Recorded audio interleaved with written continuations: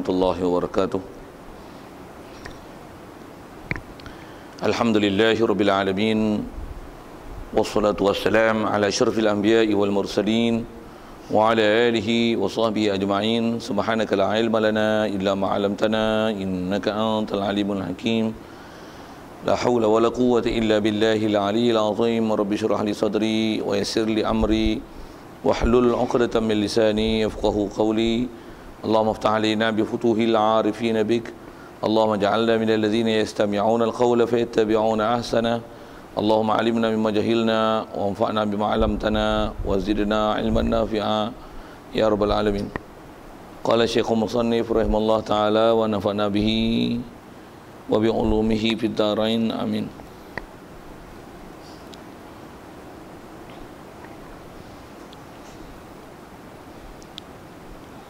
Kata Musannif rahimahullah taala, ikut kita buka surat 7 rasanya. Soal apa makna iman? Jawabnya, makna iman itu menerima hati dan membenarkannya. Situ ni. Hadirin sekalian, pertama sekali marilah kita rasakan syukur, terima kasih kepada Allah Taala. Syukur kita nikmat hidup masih Allah Taala beri. Syukur kita dapat Islam. Syukur kita dapat iman, dengan mana kita boleh membenarkan semua ajaran Nabi kita Muhammad sallallahu alaihi wasallam. Yang tidak ada ajarannya yang kita tolak, yang kita bangkang, bahkan hati kita terima semuanya. Kita pun percaya semua perkara yang dibawanya. Syukur banyak-banyak Allah Taala jadikan kita dalam keadaan Islam, iman begitu. Begitu juga syukur Allah Taala jadikan kita boleh patuh taat perintah Dia. Syukur Allah Taala jadikan kita masih dalam keadaan sihat lapang masa. Dan syukur kita boleh hadir untuk menantikan solat Jumaat tengah hari ini. Dan insya-Allah kita manfaatkan pertemuan kita ni, meneruskan bacaan kitab daripada kitab Aku Iman ni, insya-Allah. Dan kita dalam masjid ni mari kita nak iktikaf sama-sama. Apa niatnya saja aku iktikaf dalam masjid ni kerana Allah Taala. Kata musannif, soal apa makna iman? Hadirin sekalian, apa yang kita nak sambung ni nak kepada bahagian kedua daripada isi kitab ni. Setelah kita bicarakan di Islam, setelah kitab ni pengarang kita ni dia membicarakan tentang din, agama, untuk Islam apa, rukun Islam. Dan antara yang kita bicara dulu dalam bab Islam ni, rukun bukan bermakna rukun. Jadi dia nak bicara pula apa dia iman pula. Asal mengikut apa yang telah dibahas oleh ulama, Islam dan iman adalah dua benda yang berbeza. Islam lain, iman lain. Masyhur dengan apa kaedah ulama, selalunya kalau perkara-perkara macam ni dia akan ada definisi dia sendiri, maksudnya tarifan sendiri. Jadi dia letak tarifan tu maksudnya lain-lain lah. Iman lain, Islam lain. Macam mana kalau kita belajar fiqh, fakir lain, miskin lain. Jadi saya tak cadang nak ke fakir miskin tu, pasal kita nak bicara kepada iman dan Islam. Jadi Islam kita dah bicara, kalau ingatkan balik itu, Islam ni adalah pengakuan dengan lidah secara lahiriah tentang apa ajaran yang dibawa oleh Nabi kita Muhammad sallallahu alaihi wasallam, baik tentang rukun Islam ke rukun iman ke. Umumnya apa saja maklum fiddin bid-darurah, yang sedia maklum ini adalah ajaran yang dibawa datang oleh Nabi kita Muhammad sallallahu alaihi wasallam. Nisbah kalau nak kata Islam, syarat untuk jadi Islam, kalau kita daripada mak bapak Islam, mestilah kita mengaku, mengiktiraf, menerima, menyetujui apa saja ajaran yang dibawa datang oleh Nabi kita Muhammad sallallahu alaihi wasallam tu. Lidah kita mengakui dan memperbenarkannya. Memperbenar pun memperbenarkan lidah. Dan tidak ada perkara yang istilahnya menolak, membangkang, menafi, menidakkan apa yang ajaran dibawanya itu adalah Islam. Baik, ada pun iman. Yang ni yang kita nak bicara. Baik, mana iman itu menerima hati. Jadi untuk kita faham seterusnya ni, setelah kita faham Islam, dah kata iman Islam tu berbeza. Iman ni apa? Iman ni adalah menerima di hati. Menerima di hati dan membenar di hati. Jadi bukan saja terima, tapi membenarkannya. Maksud membenar ni apa? Kita iktiraf, kita akui, tak bangkang. Di mana? Di hati. Jadi iman fokusnya di hati. Islam adalah dengan lidah. Antara ulama lain mensyarahkan dalam bab-bab macam ni, kadang sebahagian daripadanya mensyarahkan lebih panjang lagi. Termasuk dalam lidah ni untuk nama Islam adalah perbuatan. Maksudnya tak ada perbuatan yang boleh membatalkan kita punya pengakuan dalam hati tu. Yang dalam hati, ni kita nak bicara, yang ni iman. Jadi kita, kalau kata nisbah orang kafir dia mengucap kalimah syahadah, nisbah orang Islam dia mak bapak dia Islam, dia hukum Islam. Yang dia Islam dengan makna yang lepas kita dah bicara, maksudnya dia menerima apa saja ajaran Nabi kita Muhammad sallallahu alaihi wasallam, yang tidak ada bersama dengan lidah dia tu mengaku apa saja ajaran Nabi, tidak ada perbuatan yang menafikan perbuatan Islam dia ataupun amalan Islam dia. Yang ada sembah berhala, sembah tokong, apa tunduk sujud kepada berhala, jangan ada yang macam tu lah. Kalau tak sampai sujud rokok pada tokong pun, apa-apa istilahnya mengisyaratkan itu adalah penyembahan, pengiktirafan, mengakui ada Tuhan selain Allah, ada agama selain pada Islam, ada benda yang kita dah bicara dulu. Yang tu adalah amalan praktikal zahir, yang antaranya lidah, mulut, percakapan. Yang bersama dengan itu atas sebagian ulama mensyarahkan adalah perbuatan.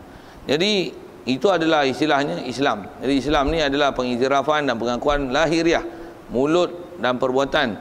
Adapun iman tu dia ialah menerima hati. Jadi iman ni dia hati ya. Dan membenarnya membenar hati. Satu dalam takrif kalau bahasa Arab, apa dia iman? Iman adalah at-tasdiq. Kalau kita belajar matan Jawharah dulu, ada dalam matan tu disebut wa fussiral imanu bit tasdiqi. Iman ini dihuraikan dengan tasdik. Jadi membenarkan di hati. Kalau bahasa kita pun tua-tua dulu sebut, naklah tasdikkan di hati. Kita pun tak faham tasdik tu apa. Tapi kalau asal terjemah tasdiq itu maksudnya membenar kan.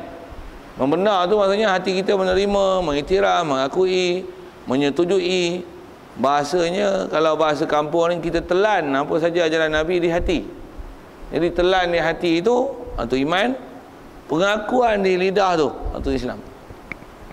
Secara zahirnya ataupun dengan mudahnya mesti faham Islam iman tu macam tu. Satu bila faham dua-dua ni berbeza, kita lihat sikit ke ayat Quran. Pernah satu peristiwa zaman Rasulullah dulu, masa tu pun Rasulullah di Madinah, masa tu Islam berkembang pesat dah. Jadi ramailah orang pakat masuk Islam habis. Antaranya adalah orang-orang yang baru masuk Islam. Dan antara yang masuk Islam itu adalah istilahnya orang-orang Arab darat. Tu bahasa kitab lah tu. Bahasa darat ni maksudnya pedalaman. Orang Arab yang tak ada pengetahuan Islam. Duduk pula dengan orang yang istilahnya orang hulu yang tak ada adab dan pendidikan, turut bahasanya. Dia orang pun masuk Islam. Macam mana boleh masuk Islam? Mengucap lah. Bila mengucap, jumpa dengan Rasulullah. Bila mengucap je kalimah syahadah, ya Rasulullah, kami dah beriman ya Rasulullah. Kami dah beriman Rasulullah. Datang ayat Quran. Menceritakan bahawasanya mereka ni, dengan tarikh yang kita bicara ni, itu yang ada ulama bahas. Bila dia orang mengaku dia orang beriman, sedangkan dia orang baru masuk Islam. Jadi iman kalau ikut benda dalam hati. Yang dia orang baru buat, baru mengucap kalimah syahadah. Duduk pula jauh pada orang lain. Jadi tentang pengetahuan Islam, begitu juga pengetahuan tentang apa ajaran Rasulullah ni masih lagi tak ada pada mereka. Tapi umumnya dia iktiraf Tuhan sebenar ialah Allah. Nabi yang dia orang iktiraf sebagai Nabi dan Rasul itu ialah baginda Nabi SAW. Atau orang yang Quran bunyi yang gini, qalatil a'rabu amanna qul lam tu'minu. Ada beberapa orang Arab masuk Islam. Maksudnya orang Arab ni ialah tuan sebut orang Arab Badui pedalaman yang nomad apa tu, yang tak ada tamadun. Maksudnya orang asli kita lah, macam tu lah bahasa mudahnya. Masuk Islam, tapi ni orang asli Arab. Dia masuk Islam, dia kata apa? Qalatil a'rabu amanna, kami beriman lah. Orang Ta'ala perintah ke Rasulullah, suruh Rasulullah kata, maklum dengan pada dia orang ni, qul ya Rasulullah, Muhammad kau kata kat dia ni macam ni, lam tu'minu, kamu sebenarnya belum iman lagi. Maksudnya iman tu tak ada daripada kamu. Walakin qulu aslamna, tapi sepatutnya nisbah engkau kena kata adalah aslamna, kami Islam. Pasal apa? Dia baru mengucap beriman ya? Mengucap adalah Islam. Mengucap adalah ikrar lisan. Jadi iman apa ni? Iman adalah hati. Tu kita bincang tu. Iman adalah hati. Jadi kalau bincang dengan apa adalah hati, yang adalah hati itulah iman. Jadi iman ni ialah masalah membenarkan. Satu, kalau tengok hubung kait dua tu, apa hubung kait antara Islam dengan iman? Jadi kalau kita tengok dengan kalimah syahadah tu sendiri dan iman tu, jadi tak sah Islam melainkan dengan mengucap kalimah syahadah. Jadi kalimah syahadah, macam mana kita dah bicara lepas, kalimah syahadah adalah rukun Islam. Dia adalah rukun Islam. Untuk apa kaitan dengan iman? Kaitan dengan iman, atas apa bahasa ulama, dia kata mengucap kalimah syahadah adalah syarat iman.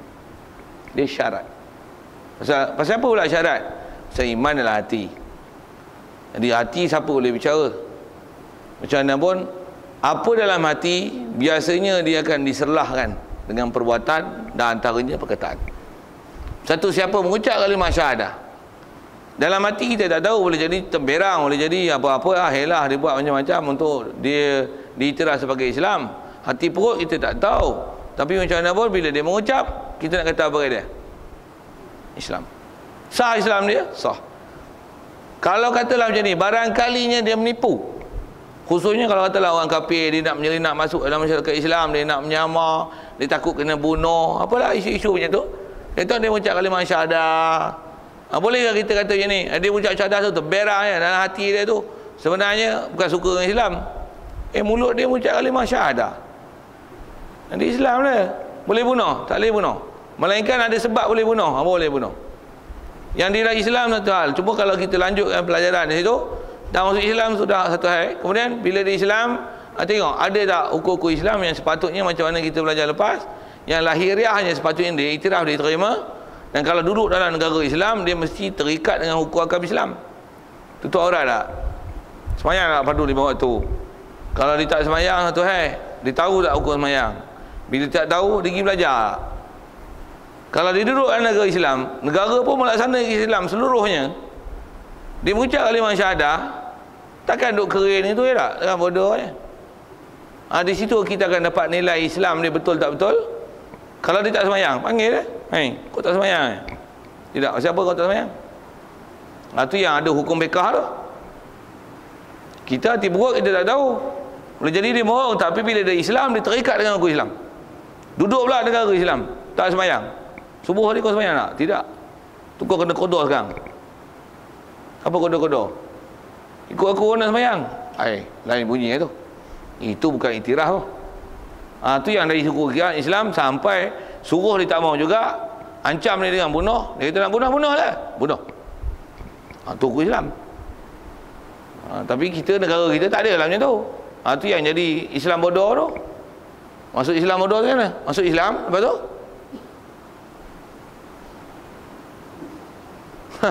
tu saya buat bodoh tu, macam tu saya bodoh tu. Jumaat pun tak pergi siapa? Jadi nak bagi kat ayah nak. Tak tahu lah. Selisih dengan orang balik sembahyang Jumaat, duduk depan rumah kan, baju tak pakai, duduk kipas tu. Isyak okok lah. Kau nak malu ke apa kan? Ada lah. Tambah pula ada ayat-ayat yang bangkang. Tu kita jadilah fenomena tu, pasal kita tak ada undang-undang Islam yang dilaksana kan, dilaksana gitu. Macam mana pun atas kita bahas ni, kita duk bicara ni, bicara apa? Bicara tentang Islam dan iman tu lah. Jadi Islam ni ialah pengiktirafan zahir, iman ni apa? Iman ni adalah membenarkan di hati. Jadi atas kaitan, apa dia kaitan dengan Islam dengan iman ni? Islam mengucap kalimah syahadah, khusus kita bicara tu kalimah syahadah. Kalimah syahadah adalah rukun Islam, dan dengan iman dia syarat. Dengan makna macam mana? Kalau dalam hati seseorang, kalau diterima sekalipun apa-apa yang ajaran Rasulullah, bahkan dia suka ajaran Rasulullah, tapi dia tak pernah menyebut kalimah syahadah, kalau dia daripada mak bapak yang bukan Islam, selagi tak mengucap, walaupun boleh tanggung, boleh jadi hati dia tu menerima, pasal tengok perbuatan, perkataan dia, suka dia, minat dia, cenderung dia kepada Islam, tapi dia tak mengucap kalimah syahadah, dari si hukum tak Islam. Pasal apa tak Islam? Pasal tak mengucap. Iman tak? Iman dalam hati? Memanglah iman dalam hati, tapi dia tak mengucap. Iman tidak, Islam pun tidak. Pasal apa tak mengucap kalimah? Pasal apa tak Islam? Pasal tak mengucap kalimah syahadah. Pasal apa tak iman? Pasal tak ada syarat iman. Apa dia? Mengucap kalimah syahadah. Yang tu fakta yang kita kena ambil. Pasal apa? Selalunya kita belajar selapis ya. Selapis tahu mana? Rukun Islam, rukun iman. Rukun Islam ucap kalimah syahadah. Habis. Untuk macam mana, apa hubung kait antara Islam dengan iman ni? Apa hubung kaitnya? Khususnya kita ambil tentang kalimah syahadah. Kalimah syahadah nisbah orang kafir nak masuk Islam, dia ialah rukun Islam, dan dalam masa yang sama mengucap kalimah syahadah adalah syarat iman. Satu mengikut kaedah ahli sunnah wal jamaah, pak menakan Nabi yang nama Abu Talib tu, walaupun sepanjang hidup dia membela Rasulullah, maksudnya dia tahan Rasulullah, dia jaga Rasulullah, dia kawal Rasulullah. Siapa yang nak buat satu benda yang istilahnya mempengapakan Rasulullah, dialah pembelanya. Kalau tengok tu dia bela Rasulullah, dia suka Rasulullah, dia sayang Rasulullah, agak-agak dalam hati dia beriman tak dengan Rasulullah, agak-agak tengok gaya tu okey tak, tapi dia ucap ada kalimah syahadah, itu apa hukum dia? Tak ucap kalimah syahadah kafir tak? Iman tak? Pasal apa pula? Tu duk tolong Rasulullah, jaga Rasulullah, bela Rasulullah, kasih Rasulullah, suka Rasulullah. Tak Islam, tak iman. Tak Islam pasal tak ucap kalimah syahadah, tak iman pun pasal tak ucap kalimah syahadah juga. Pasal apa?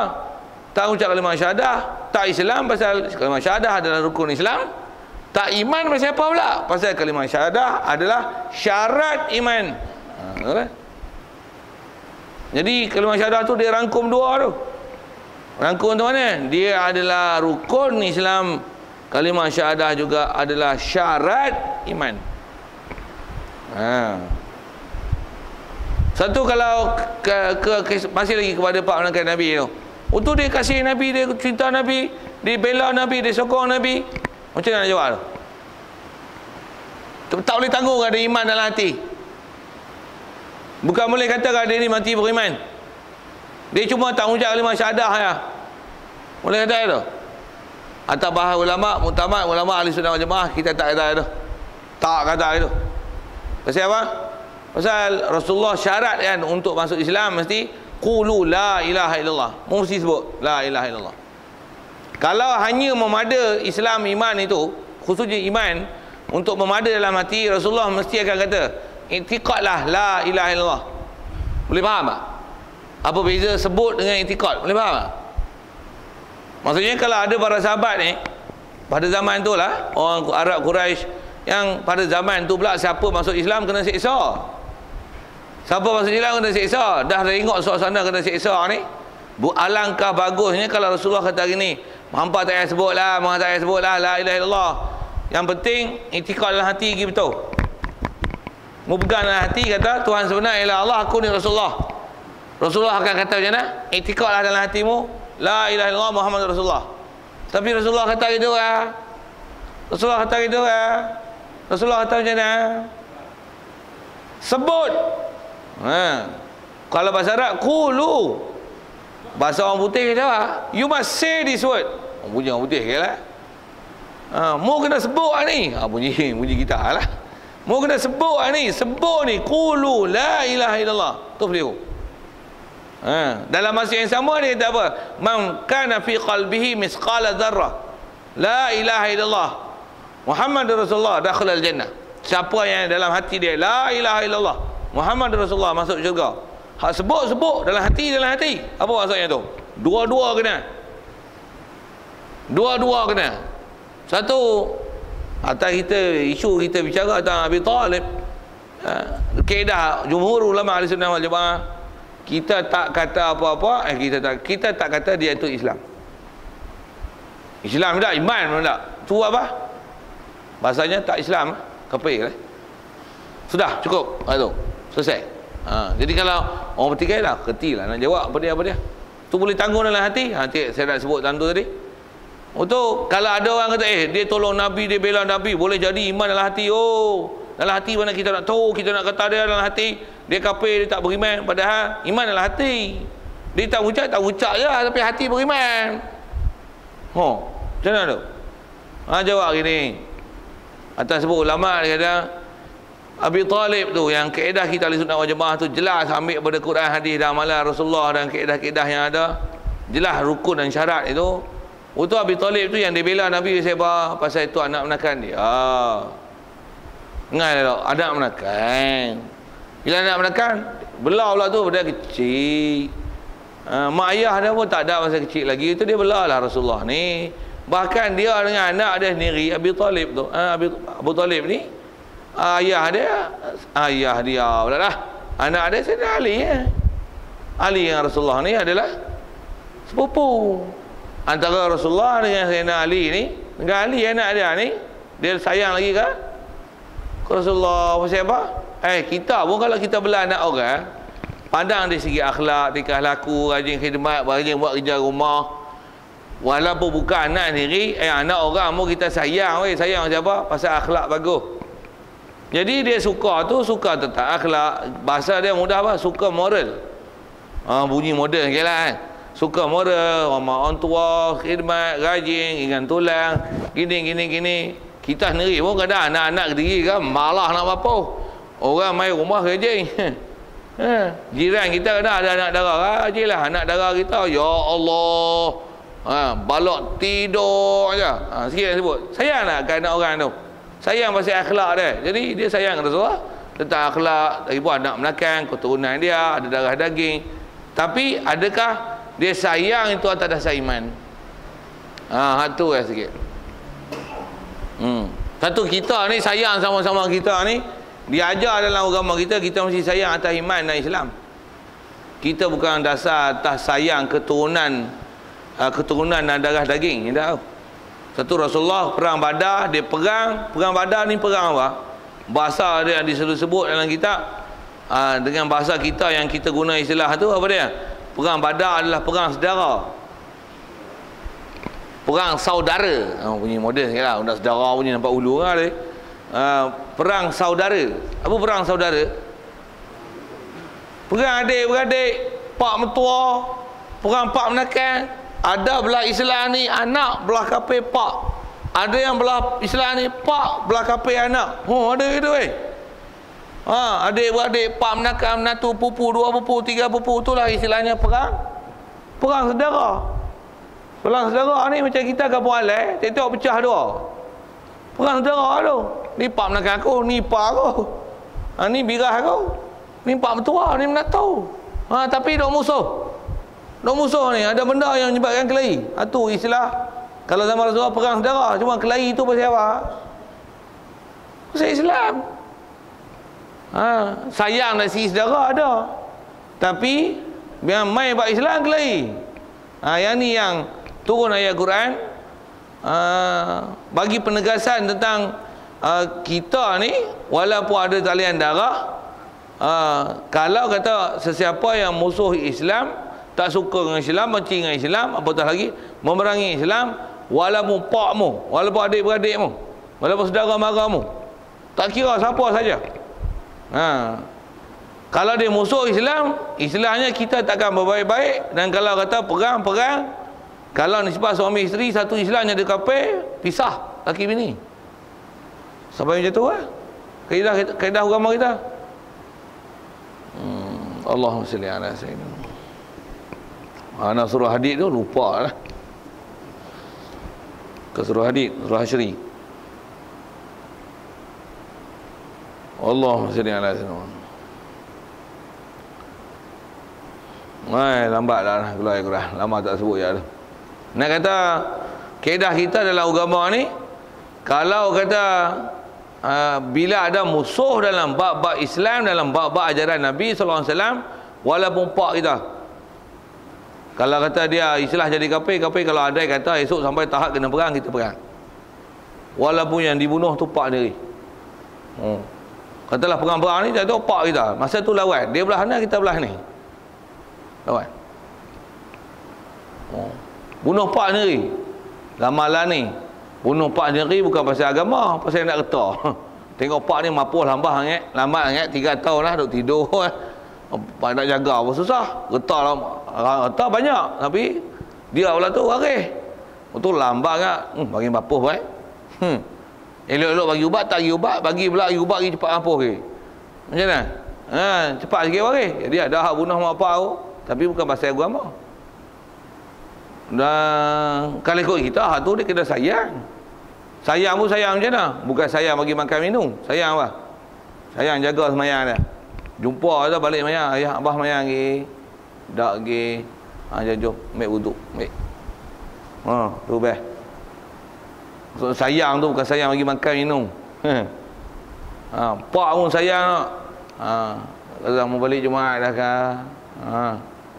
Abah tak semayang zuhur lagi. Abah ada rumah ni. Sakit ni abah angkatlah bilik air. Abah nak solat. Abah nak semayang zuhur ni. Tapi berapa orang pak macam tu, berapa orang anak macam tu. Habis-habis saya apa? Abah makan lagi. Makan lah. Tak ada nak beli nasi lagi kat kedai. Makan minum dia boleh gili je. Tapi bab semayang anda tak peduli pun. Dia jumpa tak? Abah puasa tak? Kalau bulan puasa, abah puasa tak? Dia duduk puasa lah ni. Alhamdulillah boleh puasa lagi. Alhamdulillah. Semayang tak? Semayang dah. Alhamdulillah. Tanya tu, tanya ibadat. Ingatlah Allah Ta'ala banyak-banyak. Tambah nak akhir-akhir umur ni. Ingatlah Allah Ta'ala. Yalah. Alhamdulillah. Kita pun kena anak itu leleh mata seronok. Bukan sedih. Seronok. Pasal apa? Mujurlah ada anak macam ni. Jadilah seorang pun. Hal lain pun tak jenis pun seorang ni adalah waris mati ada agaklah malam mengalir dalam kubur amal jariah. Jadi nak sebut apa? Kita kasih sayang atas agama.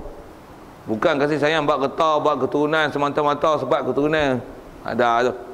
Hak tu dengar saya sebut. Orang kafir pun kasih sayang tu. Menikah pasal getah, kawan sampai pasal getah, semua bab jangan kata tu binatang pun pasal tu. Binatang pun kadang-kadang dia kawan pasal apa? Pasal tu. Jadi kita ni kita bukan macam tu. Kita diajar dalam agama bertemu kita kerana Allah, pisah kita kerana Allah Ta'ala. Bertemu tu maksudnya kita kasih, kita sayang, kita seronok, kita berkawan pasal Islam, pasal agama. Kalau musuh pun musuh pasal agama. Kalau kata kita, aku tak kawan kamu, tak kawan pasal apa?